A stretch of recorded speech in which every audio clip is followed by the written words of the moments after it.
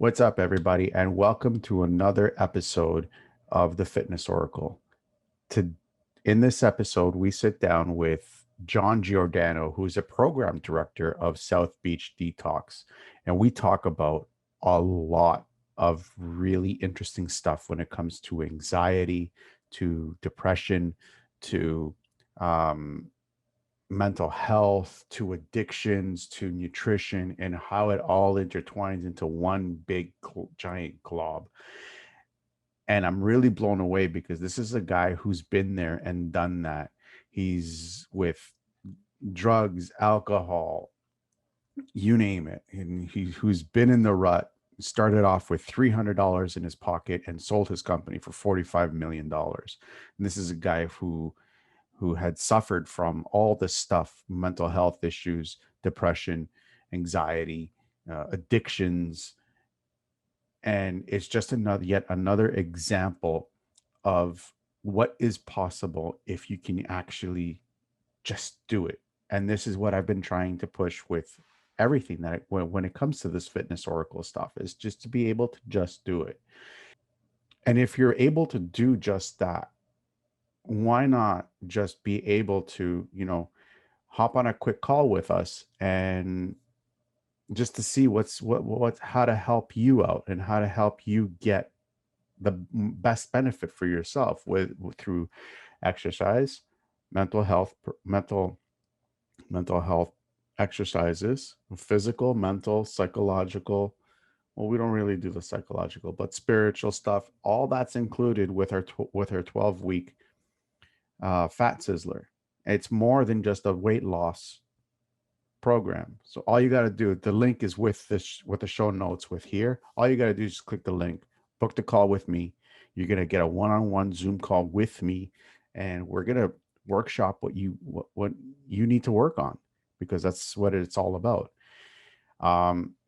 If you're not interested in that, which is totally cool right now, totally cool, what we would love for you to do is to subscribe, let us know that you care, share, and hit the little bell to note so you get notified when we release a new episode or new tips and new tricks for people for you to consume. And again, if you know anybody who is suffering from any mental health issues, please, please, please, please share this with them. This is more about that than everything else. And we would be also doing a disservice to them. So please share this with them. So again, I'm going to reiterate. Please subscribe to the channel. Hit the bell to let you know when we release a new episode. And um, if you know anybody who is suffering from any mental health issue, please, please, please share this with them. Sharing is caring in this situation. So I hope you guys enjoy the show, and I will see you on the call. Most alcoholics we used to see come into treatment in their 40s and 50s and 60s. Today we're seeing them in the teens and forward. If you look at depression, anxiety, mental health issues, okay, and addiction as a mosaic, there's many pieces to the puzzle. And see, unfortunately, in a lot of treatment centers, it's one shoe fits all. And as you know, we're all different. So that doesn't work very well. Addicts come in, okay, protein deficient and volume depleted, meaning they don't drink enough water. If you don't have enough water in your system, because what is it, about 70 or 90%, I forget the number of, water base, okay, you can't clean out your toxins out of your body. They stay there in the cells, in the gut, right? So they don't drink enough water, they're protein deficient, and their body's totally out of balance because they're eating processed foods, a lot of sugar, all the things that cause all kinds of the body to go out of homeostasis, out of balance. So if we go to treat somebody for an illness, we need to look at the whole person. We need to look at what they've been eating, what they've been drinking, okay? How often they exercise. People don't realize about exercise. Look, heart patients, they recommend Exercise. Why? First of all, it keeps the body flowing. That's number one. Number two, what does it do for serotonin and dopamine? It raises it. And what does it do for stress? It lowers it. So now you're doing two things at the same time. You're lowering stress and you're raising your dopamine and serotonin. Those are our feel-good drugs that we manufacture naturally. And that's what addicts chase, dopamine and serotonin. So meditation is very important to calm the mind down, to give the energy in the body a chance to heal. Okay? Sleep, paramount. If you're not sleeping, you're not repairing yourself, your brain. You know, addicts, the hardest thing for addicts and alcoholics is not quitting drugs and alcohol. It's learning how to live life on life's terms. That's what we don't know how to do. You see? So we look to medicate.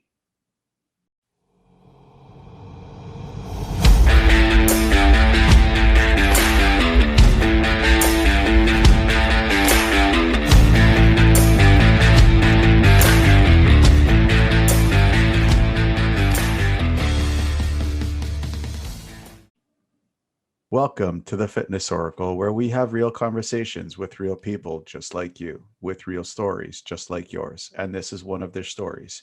I am your host, John Katsavos. My guest today is John Giordano, who is the program director of South Beach Detox. He began his career in addiction treatment, increasingly dissatisfied with the quality of care that he has observed in the treatment facilities. He decided to set out on his own with only $300 when he opened up his addiction treatment facility, which has evolved into the highly awarded JCAHO accredited with 62 beds G&G Holistic Addiction Treatment in North Miami Beach, Florida, which eventually sold for $45 million. He has a multitude of degrees and certifications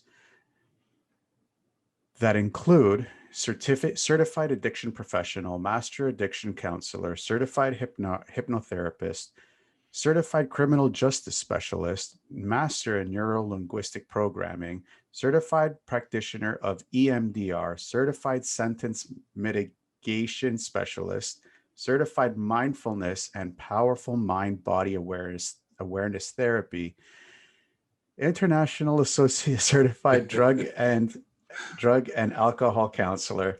And in 2008, he was honored with a doctorate of human letters from the Sinai University in Jerusalem, Israel. He has authored 3 books: Kid from the South Bronx Who Never Gave Up, How to Beat Your Addictions and Live a Quality Life. Forgive me for that one. Proven Holistic Treatment for Addiction and Chronic Relapse. He has appeared on multiple different media streams, from CBS Evening News to The Situation Room with Wolf Blitzer. He's a 10th degree black belt and the national karate champion. He has also trained law enforcement officers and Green Berets in self-defense and negotiation techniques. John, welcome to the show. Thank you. That almost like the whole show. I'm also a chaplain for the police department, by the way. And a chaplain for the police department.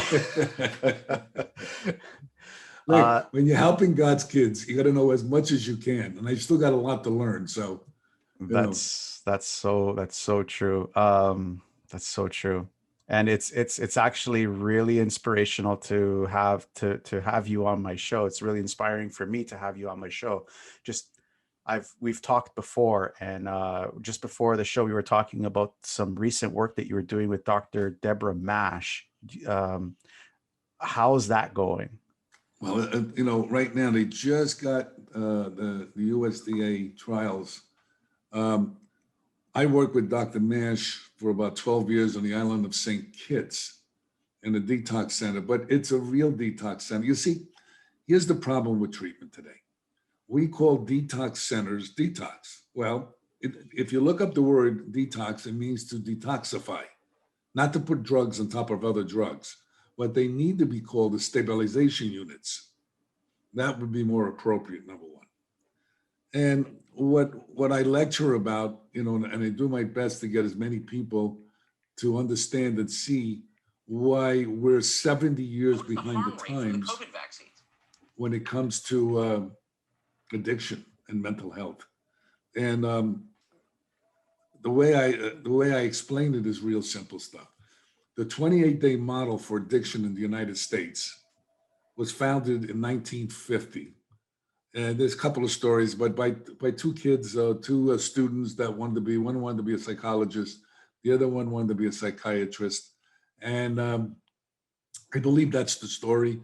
And they came up with this 28 days. They had no experience in addiction treatment or anything like that. And Hazelton took a hold of it, and the insurance company took a hold of it, and that's the model.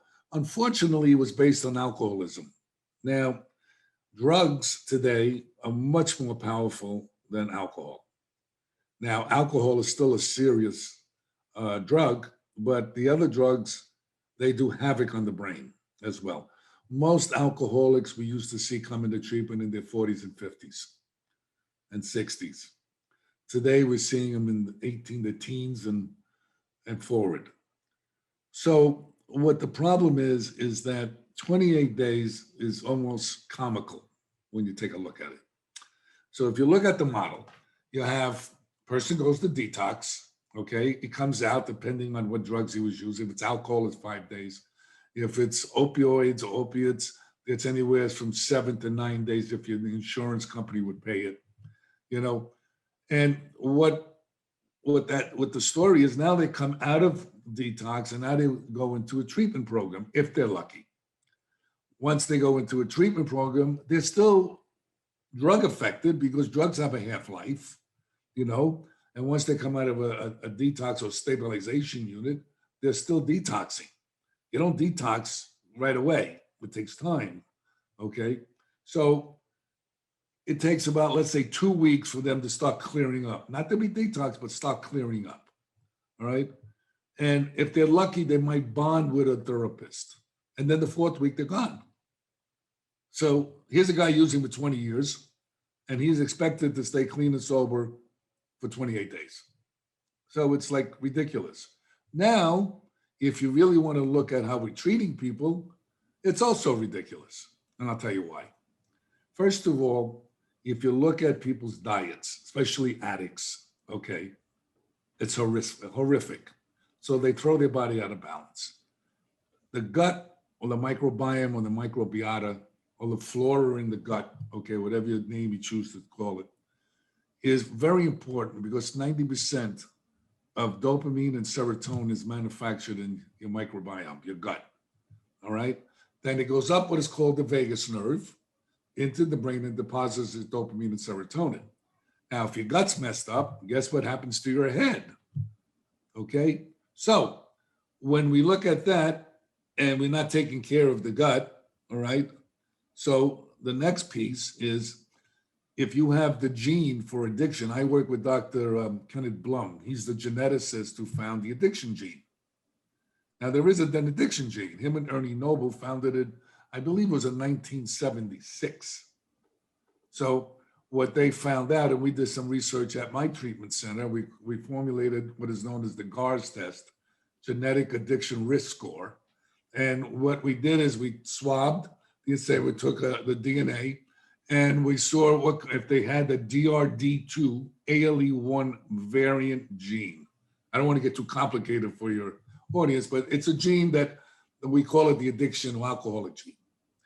And what they found out, if you have a mild, moderate, or severe propensity to be addicted. But now there's such a thing as epigenetics. Now, epigenetics means the social environment can change the gene expression, meaning that you won't become an addict just because you have the gene. So we're looking at that, okay? Now we're also looking at what addicts do is if they get depressed, bored, or anxious, they look to medicate. So in treatment, we always look at, well, there's trauma. You know, these are all important things, by the way, what I'm about to say, standard of treatment. Trauma is important because that's a basis. Lack of spirituality also causes depression and stuff like that. Um, and we do a psychosocial, it's called, on them, and get their history of where they've been, what kind of drugs they do, and what happened to them when they were younger, or older, doesn't matter. And then we prescribe medication. But there's something missing. The body, last time I checked, was attached to the head, or the head was attached to the body, whichever way you want to call it. We're not looking at the body. It's all interconnected, like our planet. If something goes on in one end of the planet, it affects this end of the planet. So we're not looking at these things. Now let's look at what are the co-contributing factors to addiction, which they are not looking at, which every time I do a lecture, I have all the scientists and doctors and psychiatrists. Wow, we never thought of this. And I'm saying to myself, how can you not? If you're going to treat somebody, you need to treat them comprehensively or holistically, which means comprehensive or holism. So you have leaky gut syndrome. Now, leaky gut syndrome, okay, has to do with your gut, of course. All right, can cause depression and anxiety. Your audience can go look anything I say up on the internet. You have H. pylori infection. That also causes depression and anxiety. You have hypoglycemia. That also causes depression and anxiety. You have low testosterone. That also causes depression and anxiety. You have closed head injuries, causes behavioral problems and depression and anxiety. So if you're predisposed for addiction, guess what you're going to do? You're going to look to medicate. So it's not just psychological. We have to learn to treat the whole person and give them time to heal. And that time depends on the severity of the illness.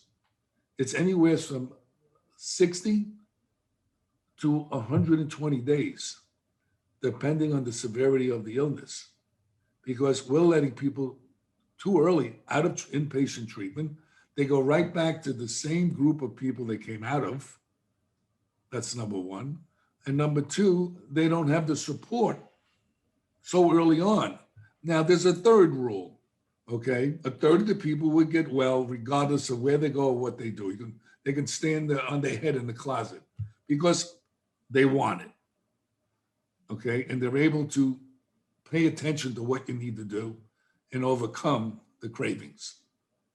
But the rest of them can't. Now, you've brought up so many amazing points that we're going to touch up on.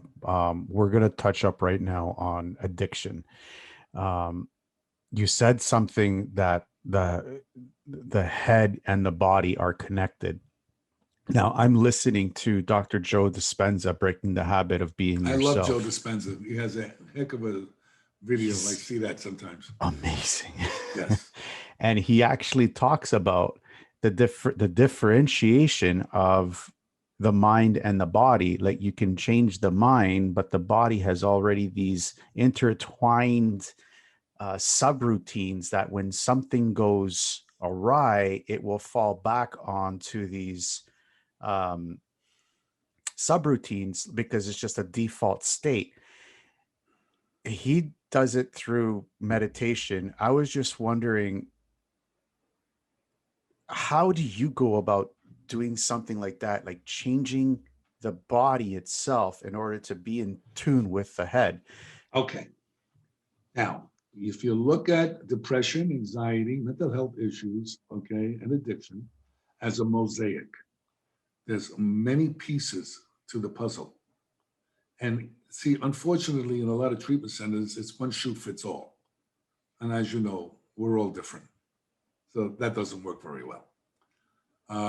Addicts come in, okay, protein deficient and volume depleted, meaning they don't drink enough water.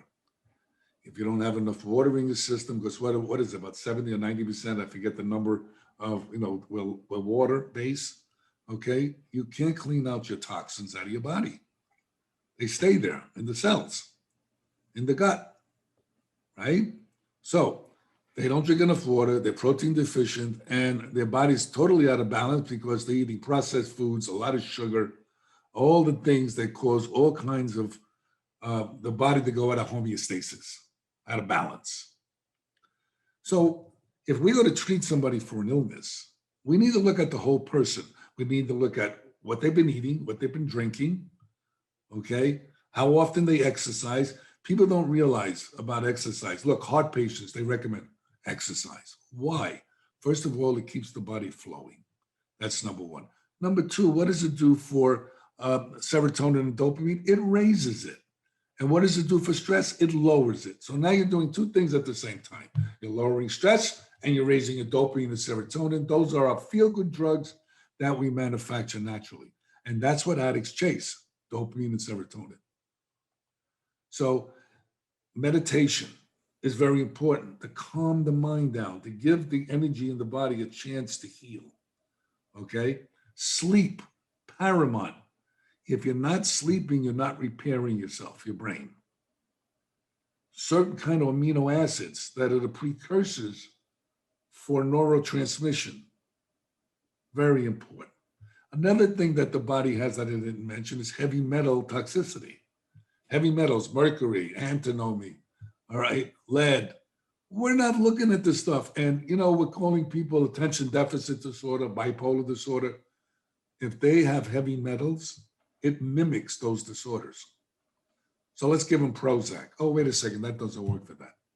You see, we're doing things quickly. It's get them in, get them out, put them in the, like warehousing people. These are human beings. When I save, or when you save, or if anybody saves one addict from their addiction, they save a whole family. But people don't understand. So exercise is paramount. Meditation is paramount. Sleep is paramount. Water, enough amino acids, enough nutrients, the right kind of food to eat. It sounds overwhelming to people.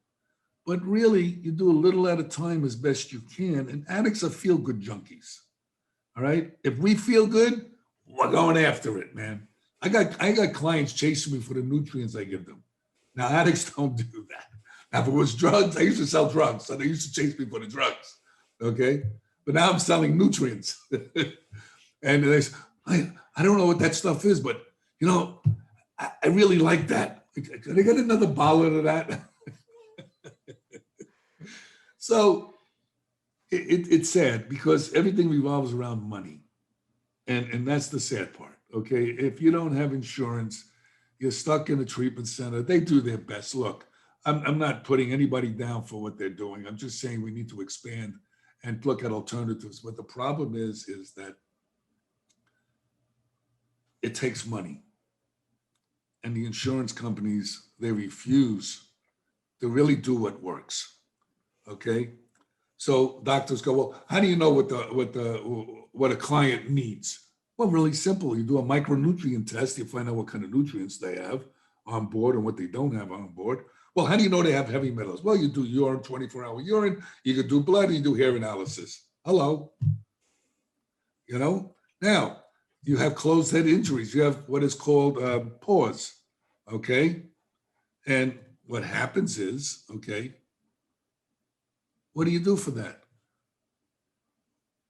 They don't know. They say time.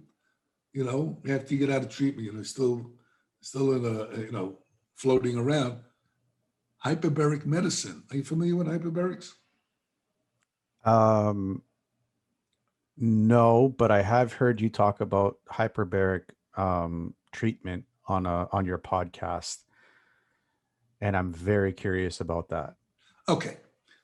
I have a hyperbaric chamber, by the way, in my house. Okay. And I'm a street kid. I'm an inner city kid. Okay. And believe me, if I have something there, you better believe it's going to work. Otherwise, why would I do it? I have the ability to have my own.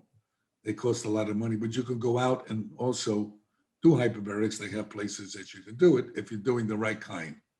Okay. What is hyperbarics? It was used, let's say it's been around for over 100 years. It was used for the bends. That's when divers go down real deep, and when they come back up, they have to get rid of the nitric oxide out of their blood and all this kind of stuff, and they have to go into a chamber and decompress. Now, while that happened, they found out that it also heals wounds. And I was with Dr. Paul Harch and Dr. Williamson. They're two pioneers in hyperbaric chamber. They went to the Senate and got them to approve wound healing for diabetics in the VA because they were costing the VA $70,000 to amputate an arm or a leg, and then the doctors afterwards and the rehabilitation afterwards. And hyperbarics, it was a no-brainer, and it was healing the wounds. Now, with Dr. Hart's research, found that it also helps with TBI cases, traumatic brain injury cases. So I ask your audience, do drugs damage the brain? I don't think anybody's going to say no. What are we doing about it? You can meditate till your eyeballs fall out. It's not going to fix that. You see? So what you do is you do hyperbarics and you heal the brain. Now, at my treatment center, we had all these things. We also had acupuncture. And people say, well, acupuncture? Yeah, it's only been around for 5,000 years. I mean, what the hell? I mean, it must not work. All this stuff is really comical when you start to think about it. If you look at our water supply, we're just finding out we have lead pipes. Okay, look at what was it, Michigan, that had all the problems with the water. I mean, come on, we're not looking. I was in Rome, I was in Italy, and we went to a place called Herculean, and it's an island where I think it was Mount Vesuvius. I don't even know how to say it. Anyway, it's a volcano. Okay. And it went on the whole island and everybody got buried with the ash and things like that. And they found a lot of writings about how long people lived at that time. It was maybe 30 years old. And they had a lot of mental health issues also. Well, what they found out, what are the Romans known for? One of the things is plumbing. And guess what they used for pipes? Lead. So if you're wondering why some of the emperors were nuts, okay, they had lead poisoning.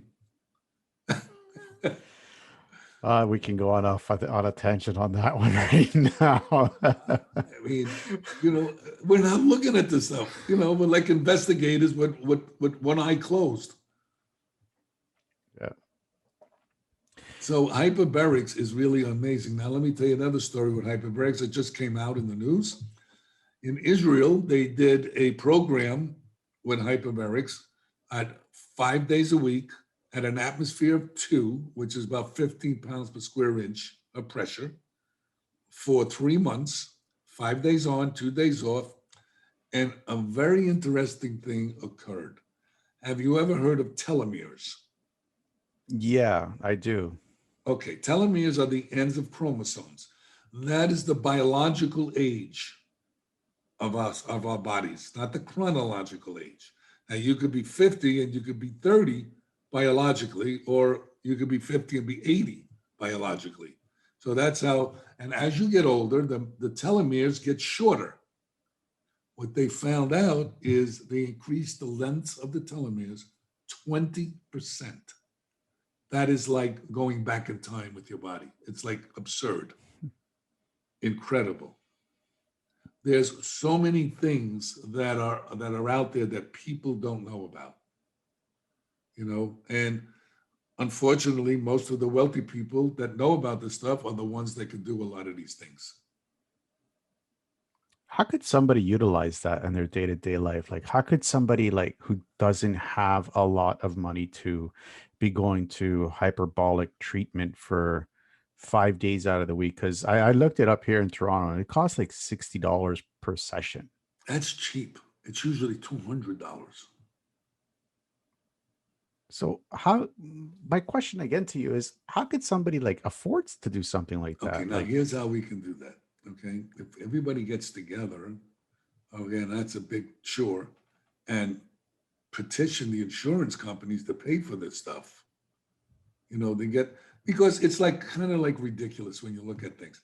The insurance companies, like with addiction treatment, they only pay for certain things that you do, and the other things that really work, they don't want to pay for. So what happens is this: a guy goes in, he's in treatment 28 days. Let's say if he even stays in treatment 28 days, then he gets out, he relapses, goes back to detox, goes back to a treatment program, goes out, Maybe he's a month clean, goes back into another treatment. I mean, all the money they're wasting by not doing it the right way the first time. That's like building a house on sand, okay? And it keeps collapsing and you keep building it on sand over and over again, hoping the sand will pack down. That's how stupid we are as a people.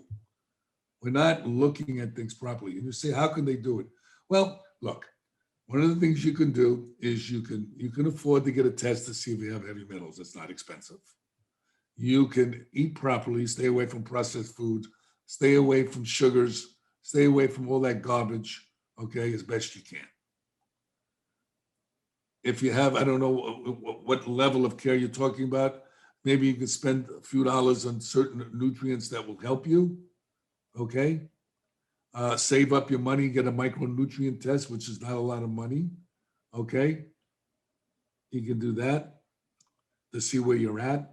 So there are little things you can do. Look, unfortunately, that's called life in a big city, all right?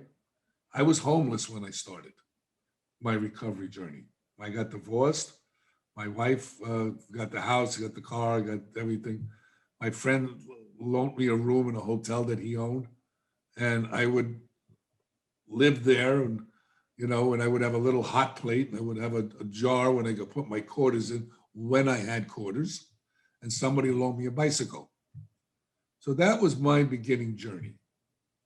And that's why I wrote my book, The Kid from the South Bronx Who Never Gave Up, because eventually, I was still clean, I was still sober. I did everything. I went back to school. I only went to the ninth grade. So I had to go get a GED at least, and I started my journey in recovery that saved my life. So I started the first treatment center I had. I was 14 months clean. And my friend of mine, and I lied, I said to him, I said, look, I want to open up a treatment center. And I got this famous doctor, who was my doctor actually in Mount Sinai Hospital, who wants to open up one. I never talked to the doctor, I'm a street kid. So, I use that. All right. So he says, well, if you got that doctor, I'll give you the money. So he said, well, how much do you need? Now, this is the funny part. The only thing I know about treatment centers is I was in one. Okay. I had no clue. I said, oh, $250,000. He says, well, if you can do that, you got it. So I went into the doctor's office. I told him, hey, I have $250,000. Would you like to open up a treatment center? He says to me, John, funny you walked in here. I was just thinking about that. He was a comedian. He always joked around. So I opened up a treatment center. And I opened it up with my doctor and a lot of the people that treated me when I was in treatment. Unfortunately, I was a little naive. I'm a street kid. If you cheat me, I punch you in the face. I mean, that's all. I mean, forget lawyers and doctors and all this stuff. Done. All right. Well, I'm in recovery now. I can't do that anymore. So to make it a long story short, I got screwed out of my treatment center. But I had to stay there because I needed the hours to get my degrees. And who was going to give me those hours? Nobody. So I had to swallow my pride, swallow my ego. They paid me a salary. They gave me the outpatient clinic when I owned the whole thing. And, they said to me, well, if you don't sign this paper, we're never going to pay back your friend to put the money up, and we'll just change the company. I was in shock. It's my doctor, my therapist. How could they do that to me? But I forgot they were new in recovery. See, I didn't know. I was new too. They only had 3 years, maybe each. So, just because you stop using drugs and alcohol doesn't mean you totally stop the behaviors. Addicts, the hardest thing for addicts and alcoholics is not quitting drugs and alcohol. It's learning how to live life on life's terms. That's what we don't know how to do. You see? So we look to medicate. So what happened is I wound up staying there for 6 years. And then I learned everything about treatment. I learned everything about how to run a treatment center. I was on a mission. So what happened was, the 6th year after I got everything, I never had a contract from them. They were supposed to give me a contract, but I just kept my mouth shut, my head down. And then I finally had that reputation that I wanted. And I learned all the stuff that I needed to know. So I went into the guy's office and the therapist who helped me. And I says, I tell you what, I'm going to rearrange your face and doctors are not going to be able to put it back together again. That's number one. And number two, I'm going to have my uncle visit you. Now, I'll give you a little background about my uncle. My uncle's a hitman. We had him in treatment. He was addicted to crack cocaine. So he was in, and I would tell the staff what he did for a living, and they would go, they would, yeah, okay, discounted. They figure I was embellishing things. All of a sudden, I'm sitting in my office, and I get the therapist comes running in, all excited. I go, what's the matter? Your uncle's talking about all the people he killed. I said, I told you what he did for a living. So anyway, he knew who my uncle was, and I was my uncle's favorite. So he knew that too. So they gave me my contract. I left in 3 months. And I quit after 3 months. I left. I wind up with $80,000, which is a joke. They were making millions. And they did it fair. They did it right. They didn't do things that were wrong, except what they did to me. And anyway, I winded up, the same guy that put up the money for the first time said, I got another guy that wants to open up a treatment center. He says, but make a business plan. I said, okay. So I did a business plan. And I went to meet the guy in West Palm Beach. Now I'm in Miami, and he's in West Palm Beach. So I'm about a minute away from the meeting. I forgot the darn business plan. Well, I can't go back home. I got to go there. So I told the guy, look, I apologize. I'm embarrassed. I forgot the business plan. He said, no. Threw a napkin at me. He says, write down what you need. So that's what I did. And he said, how much you need? So here we go again. I said, $250,000. So he gave me $250,000. I don't know where I got the number from, but it just keeps popping out of my head. And we had the treatment center. It was a 30-bed treatment center, residential. And we got the JACO accreditation, which is the gold standard in the industry, and children and families and all this other stuff. I hired my sponsor to be the clinical director. And well, what happened was I didn't know the guy that gave me the money was what they call a corporate raider. And I didn't read the contract, okay, because I was so excited about opening up a treatment center again. I didn't read it. I just signed it like a fool. And for those out there, make sure you have a lawyer if you're going to do something, and a good one, by the way. And make sure he's not the other guy's lawyer. Anyway, so what wound up happening was he fired me after a year. So I says, you can't fire me. I'm your partner. So he says to me, read your contract. So I got really pissed off. I was going to throw him through the window. And I said, I can't do that. And again, so I got all my stuff and I talked to my sponsor.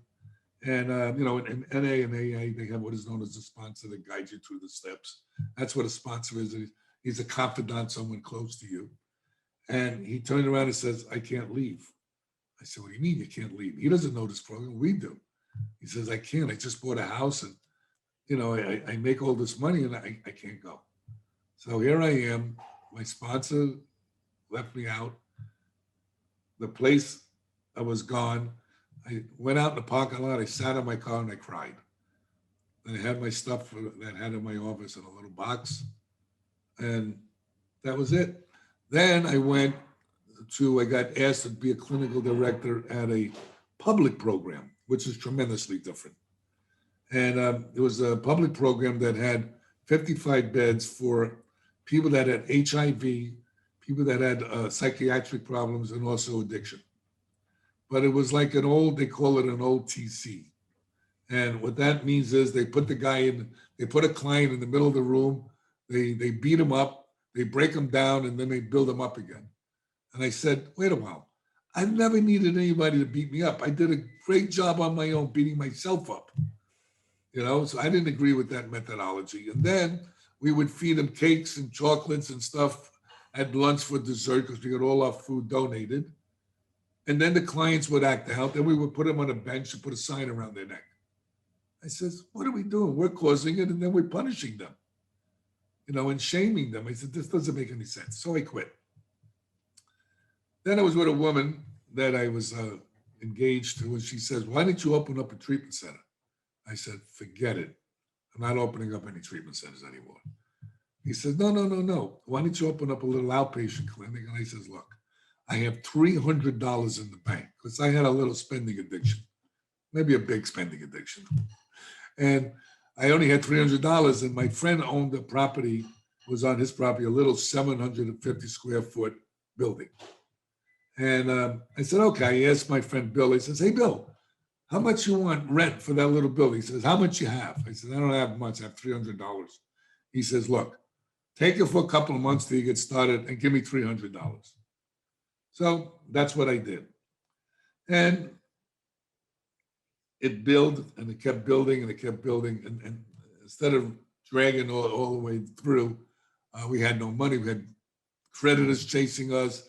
I got my partner who joined and his son joined.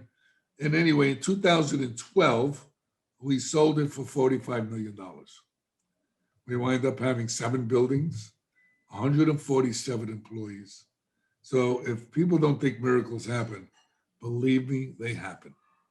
But you have to do the work and never give up. And we were never about the money. And that's the truth. What we're about was really helping people. And I believe, in my heart of hearts, that God, the creator, or whatever you want to call it, saw that we really wanted to help people and helped us to grow exponentially all the way through. And that's where I winded up. And then I do consulting. But when I first opened up, everybody laughed at me because I only took cash. I didn't take any insurance.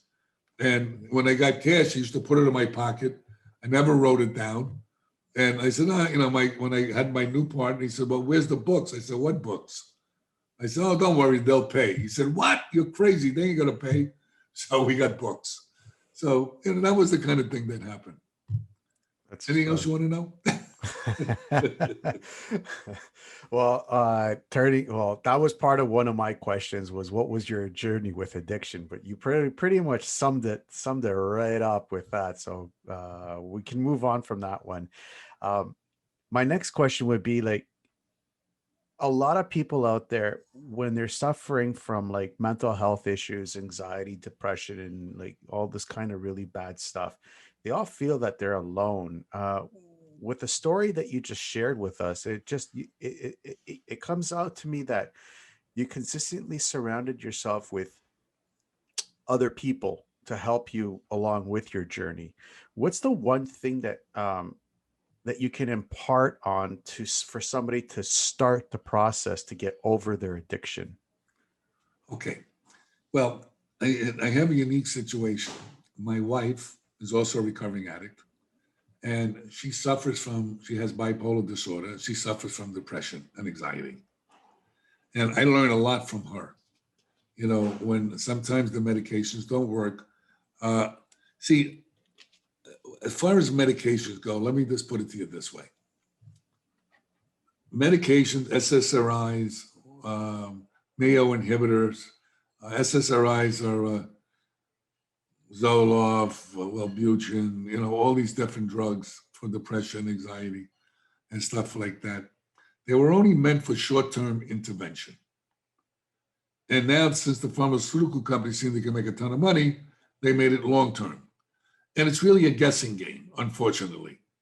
Okay, take this, take that. Oh, let's raise that milligrams, or let's lower that. Let's give you this because this is happening. It's like an educated guessing game. Instead of using pharmacogenetics, which is a DNA test that can tell which drugs may benefit you more than other drugs, is another issue, which they don't do. If you Certain people need to be on medication and nutrients and amino acids and all that stuff. It just doesn't work in a timely fashion for them, and they fall apart before they can go further. So it's not for everyone. Okay, medication is not for everyone, but it's also for certain people. Nutrients and fixing your body. Okay, you don't know, everybody's different. You see how it works. Okay, you can do both. Do your medication, fix your body at the same time, and then have your doctor titrate you down. Okay, and see where you wind up. So Depression is very debilitating. There's clinical depression, there's situational depression. It all depends what's going on in your life. Most people hide, they put on a fake face, um, and it just gets worse and worse and worse. I suggest anybody that's suffering from this, go to a psychiatrist, but go to one that does alternative medicine also. So you're not with somebody who's just a pull pusher, a pill pusher. So you want somebody that's going to look at you as a whole person, not just a piece of you, like we spoke of earlier. Um, so that's my suggestion for that. And you got to push through it. Most people that have depression, they can't get out of bed. Oh, they don't want to get out of bed. They want to put the covers over their head and they want the world to go by. You know, there's some suggestions I have what my wife does. She jumps out of bed, very difficult. Sometimes I have to push her out of bed when she's in that mode, and go take a cold shower and then take a hot shower. That snaps her out of it for a while. Then eat something, you know, and then talk about, with your therapist. So usually she talks to me a lot, and she has her own psychiatrist that she talks to. But, it doesn't happen that often, but it does happen periodically over the years. And, you give some support. There's no shame in having depression or anxiety. Speaking about anxiety, my son had anxiety and severe anxiety where he couldn't even leave the house. I mean, it was horrible and worried about everything, all this stuff. So I says, look, let's go to Ibogaine. Now, Ibogaine is a bush from West Africa with the Weedy tribe, and it's used usually for a rite of passage for the natives. And what it also we found out with Howard Lutzoff is a gentleman who was a heroin addict who wanted to get high, all right, and found this drug or this plant medicine and wanted to see how high he could get with it. And he was a heroin addict. You know how we are as addicts. We just, we try anything. It doesn't matter what the hell it is, right? And he took it and he woke up the next morning detoxed and no cravings. And he couldn't believe it. This is a guy that was using drugs for years, heavy duty heroin addict. So he opened up, being an addict, seeing he could make money from it. He opened up, I think it was in Panama, and somehow he got in touch with Dr. Deborah Mash, who was my colleague that I work with. And they opened up a clinic, and she decided to break away from him and opened up her own in St. Kitts, and that's how her and I got together. And anyway, I brought my son, I taught him how to meditate, how to calm himself. I gave him some GABA and some different nutrients to calm him down. And we got on the plane. He meditated. He just barely made it. Okay. We went to do the Ibogaine. And after the Ibogaine, no more anxiety. It was gone. Today, he has it a little bit, but he deals with it. It's no big deal anymore.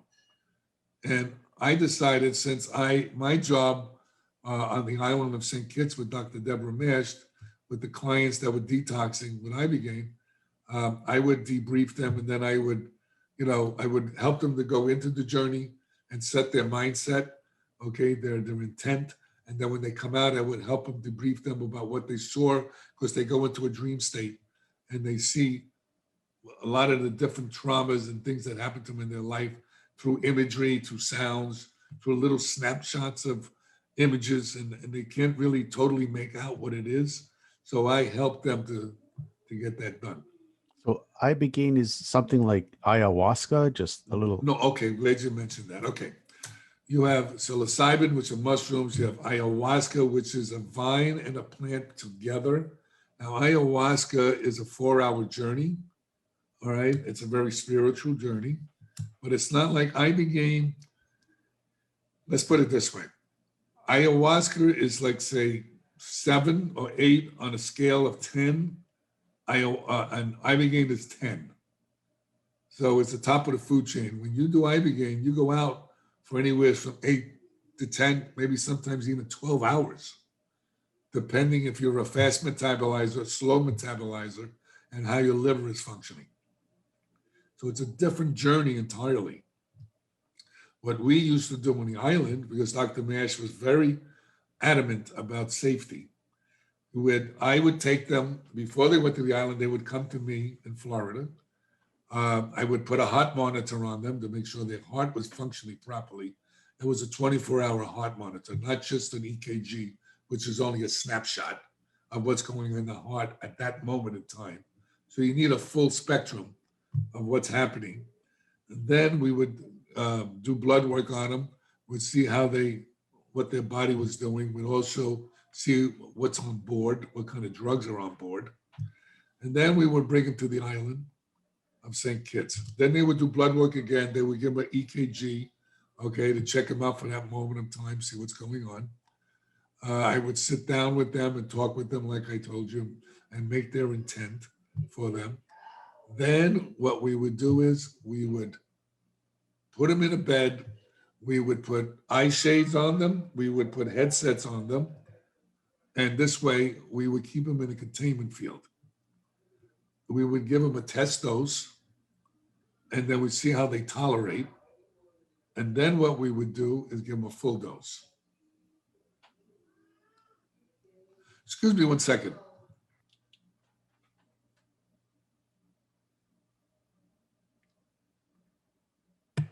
Okay, No problem. my little 14-month-old and her mother is trying to entertain her. She's a little pistol boy, let me tell you. So then they would come out of the journey and we would debrief them. Nice. So it's more powerful than ayahuasca. Oh yeah, much more powerful. And people that do that were on drugs, they don't have any cravings anywhere from 30 to 90 days, which is unheard of for detox. Mm-hmm. Interesting. Now we're going to skip a little bit and we're going to change gears a little bit here. We're going to be talking about something that's very near and dear to me. When we're talking about depression, I have suffered from depression myself, where I was locked in my parents' bedroom for a year and I almost committed suicide twice. You talked about something so simple on a recent podcast that when I heard it, I'm like, this guy is onto something. You talking about laughter as a therapy. So why laughter? Because like I said, like it seems so simple, but I want you to talk about more about it because it's just so. Well, you know what's interesting about the human body and the mind? When like for instance, when you cry, it changes the structure of your hormones. Everything starts changing in your body when you release that pressure. You see, depression, what happens is this. You keep on with look at everything as thoughts as energy. When you suppress all those thoughts and you keep stuffing them down, all those feelings, things like that, what happens is the body starts to like break down because it's holding all of that stuff. So when you could laugh, you change the structure of your thoughts and you release the energy from your body. So laughter is really important. When you're depressed, you're not laughing, you know? So what you got to do is you got to figure out how to get yourself to find up laughing, okay? When you get depressed, you don't want to leave the house. You don't want to go anywhere. You don't want to see anybody because you're embarrassed. You're full of shame, okay? You feel weak. You feel like, what's wrong with me? I'll never get out of this darkness. How am I doing? Bang on. Okay. So there's certain things that you got to check. You got to see, you probably have serotonin deficiency. Okay. So you can take 5-HTP. Okay. You can take magnesium. You can take GABA. There's a bunch of things that you can take, nutraceuticals, that can help you. Okay. Exercise, paramount. And you could do it. You could have did it in your room, but you don't feel like doing anything. You got to get off your ass in plain English and push yourself. God bless you. And that is the only way you're going to get out of this. See, there's no shame in having depression. It's like you have diabetes, so what, you should walk around with shame? People that look down on people that have mental health issues and addiction, they don't have a clue, okay, about what that person's going through. I'll give you an example. I was teaching at one of the colleges. Here I am, a kid from the South Bronx. I went to the ninth grade and got a GED. Is teaching at one of the colleges, by the way. And I'm doing group therapy. And I have a psychiatrist there, a psychologist. I have LCSWs, MS, all the W's we had. Anyway, these therapists. They said to me, we don't understand why people do drugs, you know? And I says, well, they said, why didn't they just stop? I said, that's a good question. So let's do a little experiment with everybody in here. How many people smoke cigarettes? We had about 3 or 4. They're killing themselves, but that's another story. Anyway, how many people drink coffee every day? So they raised their hand. I said, okay, here's what we're going to do. I want you all to stop the cigarettes, stop the coffee for a month. Oh, they all went, what do you mean stop? I said, what's the matter? Why can't you can't stop? Oh yeah, but why do we have to do that? Blah, blah, blah, blah, blah. I said, well, look, first of all, times it by 100 when you're doing drugs, trying to quit.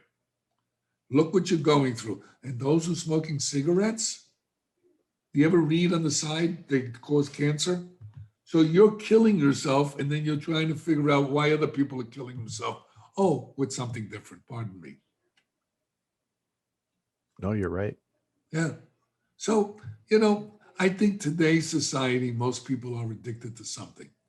Now, what we call addiction, okay, is RDS, reward deficiency syndrome. And most, if not all, addicts and alcoholics and things that suffer from depression and anxiety. You know, um, all I can say is this: I watched my wife try to commit suicide 3 or 4 times. Before, well, a couple of times before I met her, and once was we were going together. Had nothing to do with me. Had nothing to do with the situation. All of a sudden, she started going and she started not telling me what was going on. You know, and she came out of the room one day and said, I took my whole bottle of pills. And I went, oh, shit. Okay. So instead of trying to make her throw up, which I should have did, I didn't do that. And I dragged her to the hospital right away and I told them what was going on. And of course, they don't listen. All right. So then they had to intubate her and she could have died. So, yeah, do I understand depression? I live with it.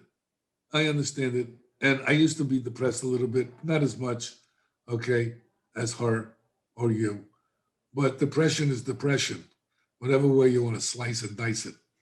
And it's the shame and the guilt that people hold. And listen, there's no shame in your game if you have an illness, and people that are judging it, excuse my expression, they're assholes. Sorry, okay? Because who are they to judge you in your life and how you're suffering? And the bottom line is this: you can heal yourself. Obviously, we're talking. You don't look depressed to me.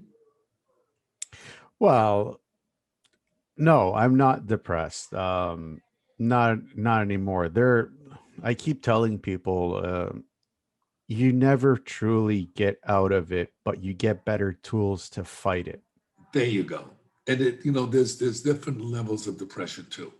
What happens where you maybe once went into deep depression, maybe you're just slightly depression, and then you start using your tools to get out of the depression. Yeah. What are some of your tools that you get out of the depression with? I just go out for walks in parks and long walks in parks. Start listening to guys like Dr. Joe Dispenza to get myself out of myself. I start looking inwards. One thing that you actually mentioned is meditation, which I actually just started practicing this year, and it actually really helps. I do my morning and evening prayers. Just I try and help as many people other than myself. Like there's just so many tools that I have gained over the years, like by profession, I'm actually a personal trainer. So I understand the connection between exercise, nutrition, sleep, recovery, and how it all plays an effect on the brain. So I get all that. Um, but for you, how important is meditation? Okay. Meditation I meditate every day. I pray every day. Sometimes I pray 2 or 3 times a day, thanking God, whatever you want to call it, okay, for the gift that he or she gave me, which is life. But I tell people that when you were born, you got the gift of life, okay? It's what you do with that life is your gift back to your creator, to make it real simple. And you see, what you're doing, okay, is very courageous because you're getting out and you're pushing yourself through and you say, you know what? I'm tired of being sick and tired, and I'm just going to do. You don't even have to believe in the stuff we're talking about. You can tell everybody, just do it. If it doesn't work, don't do it. Try something else. And that's the best information I give to anybody.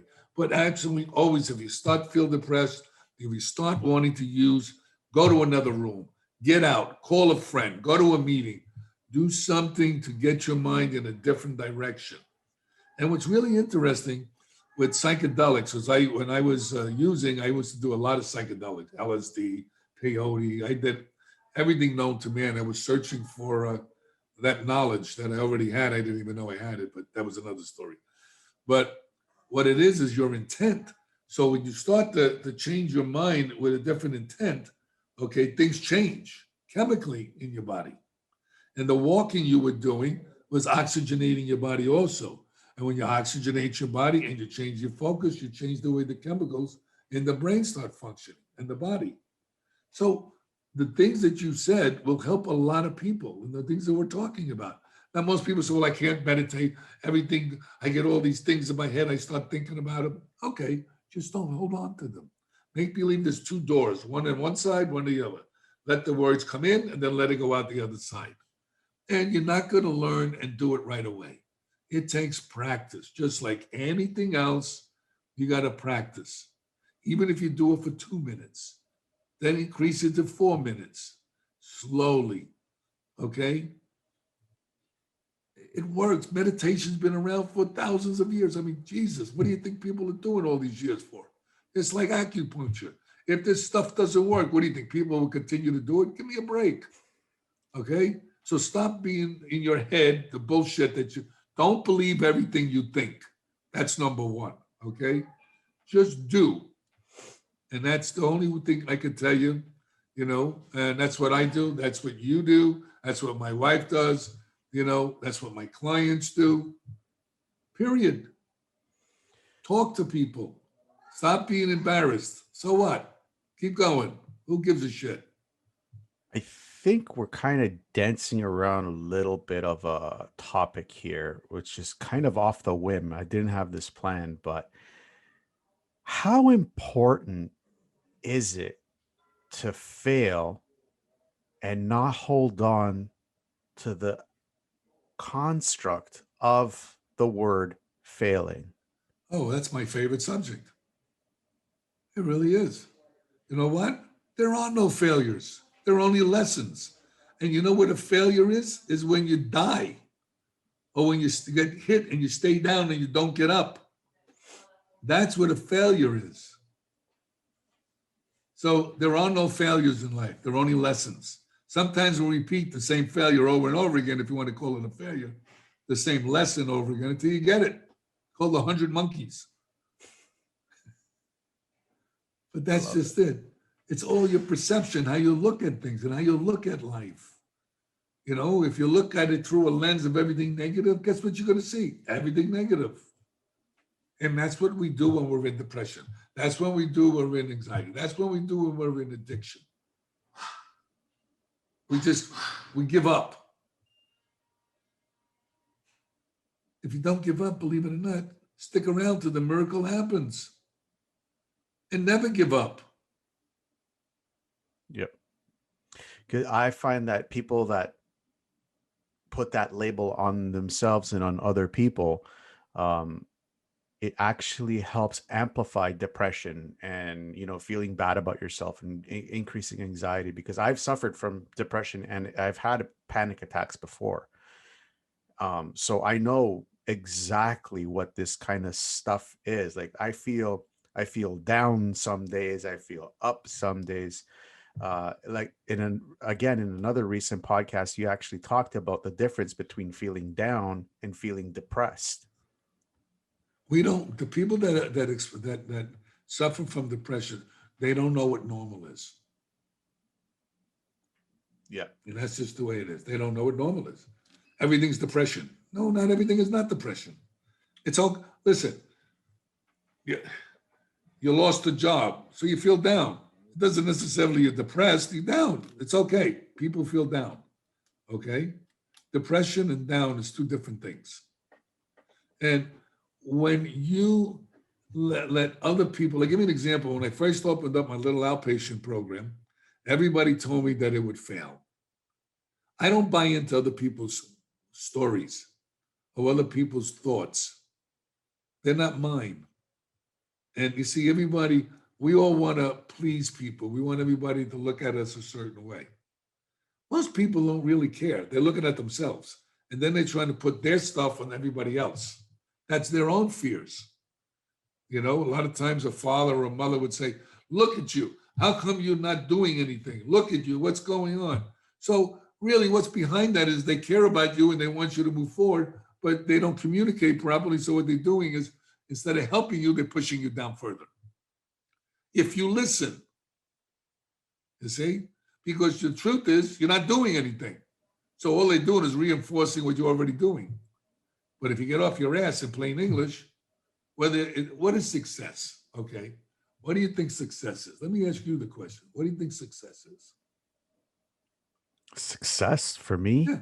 What is successful mean? How do you judge a person if they're successful? if they're living out their purpose, what they think that their purpose is. What is that? What is your success? What do you think success is for you? Well, for me, it would be, doing these podcasts on a regular basis, having, trying to help more people through my workout programs, in a country that I feel like I'm at home. That to me would be ultimate success. Okay, so it's not about money, No. not about what kind of car you have. You know what's funny about money? Since I was a homeless and then I'm a millionaire, I'll tell you what the funny part about it is. All right, if you allow it, I don't allow it. Okay, but if you do allow it, when you don't have any money, you're worried about making money. When you have money, guess what? You're worried about losing money. It's the same shit. It's just the other end of the stick, man. Okay, so don't bother worrying. You know, I'm happy wherever I live. I don't care. Look, I live in a beautiful home. I have everything, that you could possibly want to have. But you know what the most important thing, and I deal with a lot of very wealthy people, and I tell them all the time, they're miserable. They're not healthy. They're lonely. They're human beings. And to me, what successful is to be a human being that has compassion, that has values, that has integrity, that is doing helping other human beings less fortunate than him or her, just like you're doing. It's not measured in how much money and how are you inside?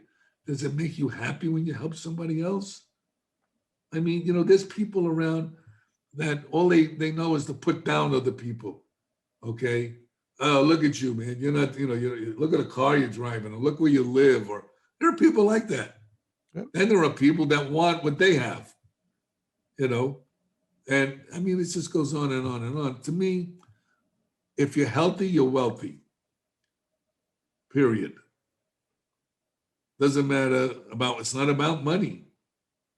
It's about you. Because I tell my friends, all right, yeah, you're wealthy, but you're not healthy. So who's getting your money, brother? The It all, doctors, it all stays here too. and it's just it. Listen, I mean, laugh. I laugh at life sometimes, I give you an example that's just happened. My daughter, She got paralyzed. She has Guillain-Barré syndrome, and she's got such an attitude. She's just like me. Her and I, we're just the same. And she goes, Dad, it is what it is. I just got to deal with it. Then 2 days ago, she was getting off her wheelchair. She's just started learning how to walk again. And she got off her wheelchair and she don't feel her feet. That's the problem. She tripped and broke her 2 ankles and her tibia in her leg. And now she has to have an operation. So I call her up on the phone. I said, what's going on? Hey, Dad, can you believe this shit? She says, here I am in the hospital. I was just getting better. She says, you know what?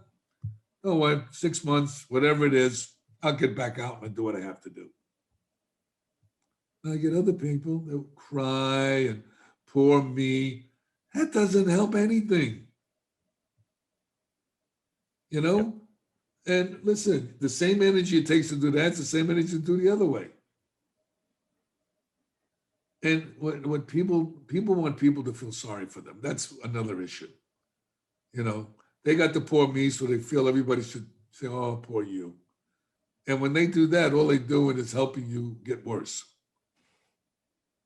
I'm a karate teacher, and I've been doing that. We spoke about that for over 60 years. I have over 200 black belts that are champions, besides me being a champion. How do we do it? I worked them until their arms fell off. Don't complain in my class. If you want to complain, go to another school. You want to be good at something or you want to be great? What do you want to be? Yeah. You and I have a very common avenue there. Like I actually was brought into the martial arts world through Shotokan karate, and my sensei came from Okinawa, and we're gonna touch up on that in just a little bit. Yeah, a lot of Goju comes from Okinawa. Yeah, he was. He found out that I was starting to become a bully, so I was cleaning toilets for like 6 months. I was no longer a bully. It's I love it when the karate changed tremendously over the years. It lost its Budo, its spirit. A lot of this is about tournaments and about fighting and about, karate is really a martial art. I learned from 3 grandmasters, some of the top people in the country and out of the country, actually. And I'm also a black belt in judo, black belt in jiu-jitsu, and a 10th degree black belt in Goju karate. And karate today is more a sport, and it's not so much a discipline as it was before. And they're losing the art form also. And, I teach police officers and I teach special forces guys. Some I teach how to kill and some I teach how to, holding techniques. The sport made it well known, but what the problem is that a lot of schools, they don't teach karate, they teach nonsense. It's supposed to build up your spirit. It's supposed to make you a better human being. It's supposed to make you able to set an example for others.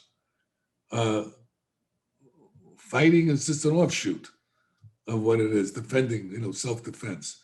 The idea is not to get into a fight, okay? Yeah. Is to learn how to get out of one, not get in one. So most people don't get that, And what's interesting? I found this out to be when you have a true martial artist, there's a certain energy that we expel. Okay, people know it. You walk into a room, they sense it. I used to be a bouncer and I used to do bodyguard work. I did all that stuff, and I had a whole group of guys that worked for me. And when we went in there or any place, guys, they just would know right away. I don't want to mess with this guy. When you walk in a bar or walk in some place, you look at a guy and you say, I don't like this guy. The guy didn't do anything to you. Or you say, I don't want to mess with that guy. It's an energy that people pick up. They don't even realize they think it's a physical thing. It's really an energy. See? Yep. So if you know what you know, okay, You don't have to prove it to anybody. You don't have to show it off to anybody. Most of the guys I know that really can tear your head off, they're the calmest, nicest people you want to meet. We have a saying in the martial arts: gentle in life, but ferocious in combat. Yeah.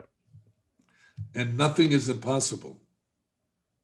Yeah. And you shall always be aware. Yeah. The reason, well, I stopped karate because I got into an argument with my sensei. I was beating up black belts in tournaments, and I'm like, I'm ready for my black belt. And he's like, no, you're not. I was 12 years old. And he's like, no, you're not. I'm like, yes, I am. No, you're not. So I did my test. I passed the test, and he marked a black line on my brown belt. I'm like, what the hell is this? I wanted my black belt. He was right. I was wrong. How old were you? 12. Okay, see, that's another issue I have. You know what Q means? You know what, like you're a 10th Q, a 5th Q, a 4th Q, and then you're a Dan, first degree black belt, knee dots, all that. Q means boy or girl. Dan means man or woman. Okay, so first degree black belt is high school. All right. And 12 years old, you don't have that ability. Okay. I know. They didn't give a black belt till you were 18 back then when I was training. And unless you were a special case and you had your stuff together, was the teacher, who's a good teacher will know. All right. The belt does not make the man. The man makes the belt.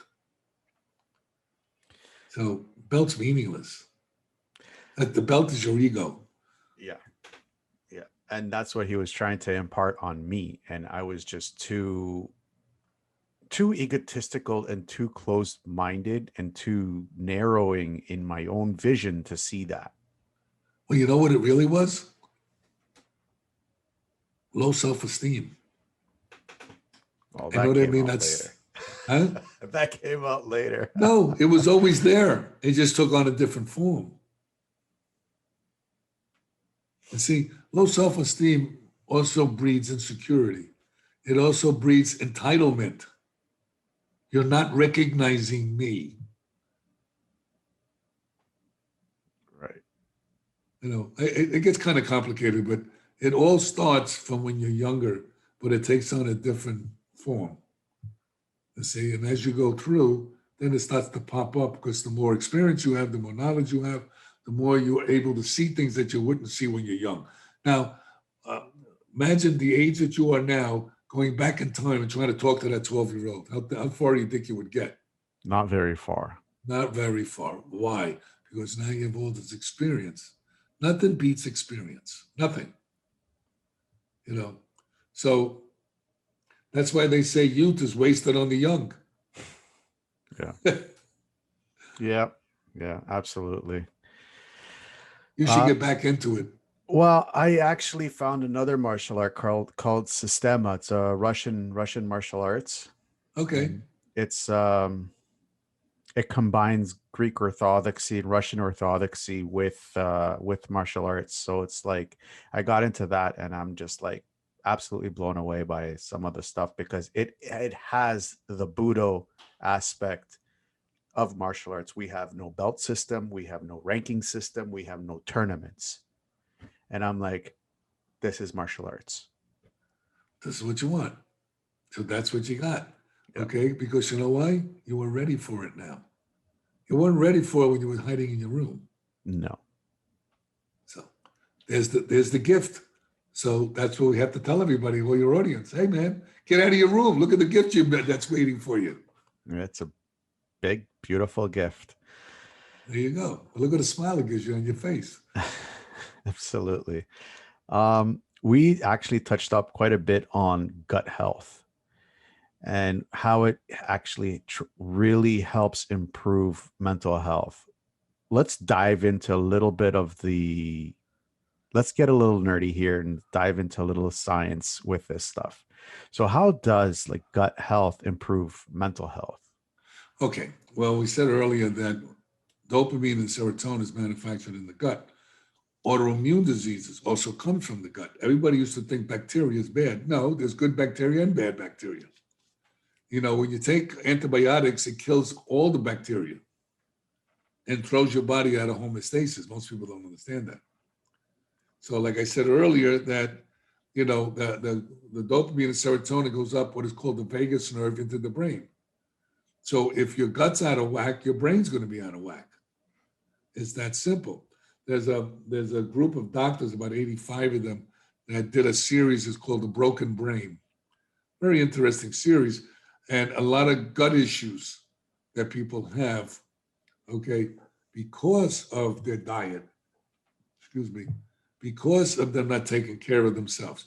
People need to take at least 50 billion probiotics, that's number one, and make sure it's done with a GMP lab, which is a third party to oversee the manufacturing habits of the company. Make sure you're taking a probiotic and a prebiotic. Prebiotic is the rain, probiotic is the seed, because when you take probiotics, eventually that bacteria dies unless you feed it with prebiotics, psyllium husk, all that kind of stuff. All right. Then when you eat, you take enzymes. So the enzymes helps break down your food, and it helps for the nutrients to get assimilated into your body. So you need to really take care of your gut. But some of the things that destroy the gut, I'll give you an example. Rice, okay? You know what you get out of rice besides rice? Nothing. Gluten. No, you get arsenic. Look it up. Anything I tell anybody, don't believe me. Please tell your audience, I don't want you to believe a word I tell you. Go look it up. Yep, they found a lot of arsenic in rice. Wow. It's really interesting. I never knew that, but I found that out. So you got to be careful what you're eating. Even the nutrients that you take, you got to be careful there's any heavy metals in those nutrients. Because heavy metals stay in your body and you have to chelate them out. Now, there's different ways to chelate. You can get IVs to chelate, okay? Or you can do chlora. It's a certain herb that can help you get it out, but you have to get it out. So, yeah, the gut is extremely important. Don't feed it sugar. You know, if you ever seen how sugar was made with the chemicals that are in it, it's unbelievable. That's why it's so bad, also. And it comes in different forms. So, they trick the public. Is there a difference between regular, like obviously regular sugar is like just Brown sugar, you're poison. going to tell me? Well, no, not even brown sugar. I'm more like thinking like sugar cane. Well, sugar cane is the pure form of sugar. It may not be as bad as the other sugar, but it's a real good substitute sugar? Stevia, but a certain kind. It's called cal, okay? It's liquid, and it doesn't have that funny aftertaste, and it's sweet. So if you have and those people who crave sugars, they have a chromium deficiency. Remember, we're made of chemicals too, and bacteria. So when it's out of balance, the body craves certain things. And it's a chain reaction, what goes on. Hmm. You move one thing, you move nine. Yeah. Is there a go-to diet that you use? Well, the best, I'm not the greatest when it comes to diets myself, okay, to be honest. I'm so, oh, yeah, I'm a great dieter. I know what to do. Look, every once in a while, I like a nice piece of meat, most of the time I want grass-fed meat, if I can get it. We actually shop at Whole Foods and do the best organic we can do, but we don't really know if it's organic or not, even though it says it's organic. So it's so hard. If you move to Greece, okay, you're better off because the food's going to be a hell of a lot better because you take. Have you ever eaten? I've been to Europe a bunch of times. You ever eat a tomato in Europe and then eat a tomato here? You think you're eating a fruit from Mars in the United States, okay? It's I like night and remember. day. I remember the chickens from my grandmother's house to Right. chicken here. It's night and day difference. It's not a chicken. It's a chemical walking around. But I mean, it's like crazy. What we did to our food supply is insane. Okay, which we wanted to prolong the shelf life, and we destroyed everything. Like I see you drink a bottle of water. I'll give you an example. Okay, we all people drink bottled water. They go, well, I wouldn't drink any other water but bottled water. Okay, first of all, you don't even know where the bottled water comes from. That's another issue. Okay, secondly, all right, which is very interesting. You do shower. Some people take baths. Your body's drinking water that way. So if your house is not filtrated, okay, from where it comes in, uh, you have all the bad crap that's in our water supply too. So you can drink bottled water all day long. It doesn't even matter. You got to watch out. I have reverse osmosis in my house also, and I have a filtration system. But a lot of people can't afford that. So you do the best you can to make sure you see where the water comes from, what well and what brand. I mean, like I said, the wealthy people that are into health stay healthy, and us people that have no money, we do the best we can with what we have. Yeah. You also talked about something of removing heavy metals from your body. Now, there's so many different types of detoxes out there that people can do to remove heavy metals. And when you do remove them, you feel so much better because I've done a couple and I felt great right after. Problem is they keep coming back. How do you fix that? Like to remove the heavy metal and keep it out. Well, first you have to know where you're getting it from. Like we just talked about rice, okay? Um, Certain fish, swordfish, has mercury in it, and there's different kinds of fish. There's all kinds of stuff on the internet. You can find out which is what, and what to eat or not to eat. Um, I have two from karate, doing it for 60 years. I have two hip replacements. And thank God I do heavy metal testing. I have cobalt poisoning in my body from the implant. It's a titanium and cobalt implant. So what happens is it leaches into my body and it can cause all kinds of havoc. So what I do is I do chelation, I do glutathione IV, and I also do suppositories that have chelation in it, that are chelators. And that's what I do. So you have to learn where you're getting it from. Then you have to take care of it. Okay, cool. Cool. Um, because all this kind of stuff actually like heavy metals, it actually amplifies stuff psychologically, especially when it comes to Yes, it mental interferes with health, neurotransmission. Yeah. yeah, depression and anxiety. Um, Allergies do that too, cause depression, anxiety. Low thyroid also causes depression and anxiety. I knew about the low thyroid, but not about the allergies. That's quite interesting because I've been suffering from allergies personally. I can only speak about myself, right? So, since I was a child, like I remember my springtime was havoc for me. But there's So, different kinds of allergies. Okay. And let's say you got allergic to peanuts. You give a guy peanuts, they go into shock.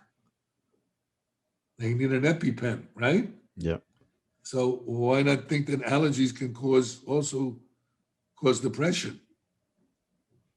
yeah. No, you're I mean, absolutely right. it's crazy the stuff that like I found out with things. You know, um, I'm going to be 75. I don't take any medications. I work out. I fight. Listen, I tell my wife, we laugh sometimes. I says, "Yeah, I'll probably get hit by a bus," you know. But I do the best I can. I think I did stem cells, and I also I'm into all that. I'm into stem cells, exosomes. You know what exosomes are? No. Okay, Exosomes are the bubbles that come off a stem cell wall. And they're RNA messengers. They send the instructions to the next cell. Okay. That's what exosomes are. And the exosomes I get it is from umbilical cord. And you get it through IV. And it helps with inflammation. Inflammation is the one thing that causes havoc in our body. Yeah. See? So I do that. I did stem cells with the University of Miami School of Medicine. I had a program and I got into it that it's stem cells from a 30-year-old. See, my stem cells were too old. So the 30-year-old stem cells mix with my stem cells and makes them younger. So, in your mind, in your brain, you have certain little switches that go on and off when we age. That's why your hormone levels change and your whole ecology of your body changes as we age. Mm-hmm. And then there's a thing called sentient cells, or zombie cells, they call it. Now, what is that? These are cells that they don't die completely. So they're not functioning properly, but they're still around and they clog up the works. I mean, I love knowledge, so I'm into all this stuff. And I work with I work with scientists and researchers from 25 universities on all kinds of stuff. So, I mean, I learned stuff that I'm saying, oh my God, how am I going to do all this stuff? I do the best I can. Yeah. But your mindset is really important. Your mind is very important because, believe it or not, your thoughts can create health. That can also be translated through self-talk as well. Right. That's why I said your thoughts. Yeah, because Self-talk. I remember when I was suffering from depression, these conversations that I would have with myself when I would see myself in the morning was in the lines of, I fucking hate you. I wish you were dead. I can't stand you anymore. How important is it that, I know we've touched up quite a bit on this, but how can someone actually just start?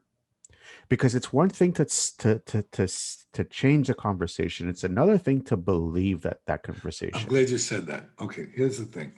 Look at what it takes to believe something.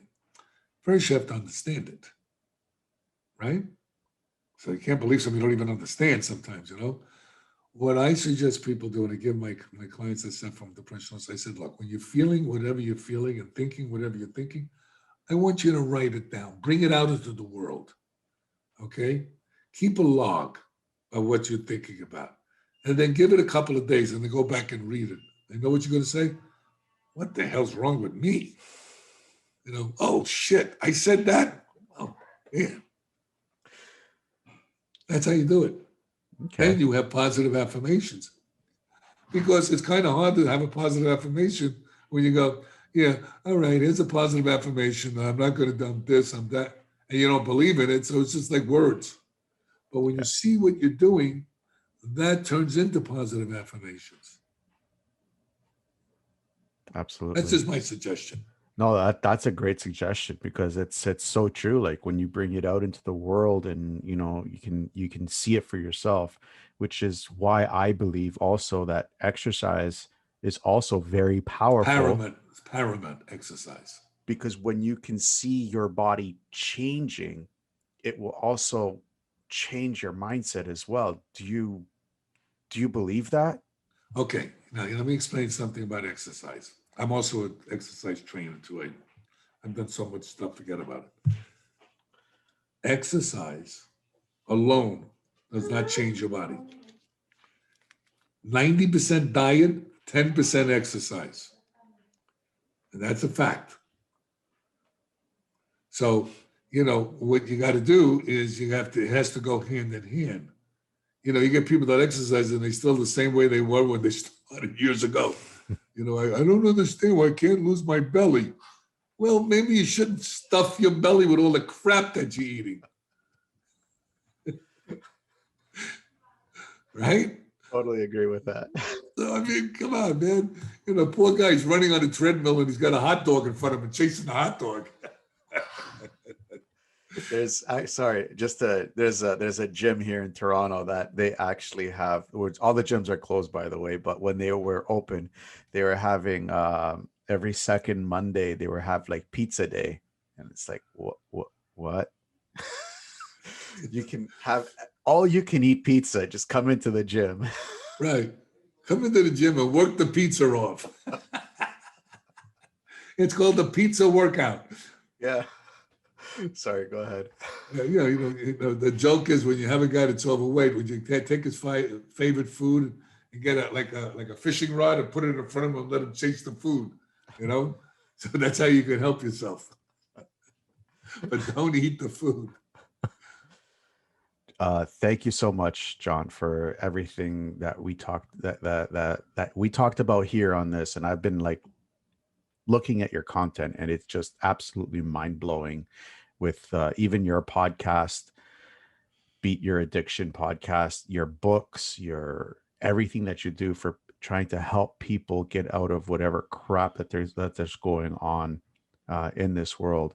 And at 75 years young, you are just kicking ass. So I am so grateful for you for all the hard work that you're actually putting through. So thank you so much.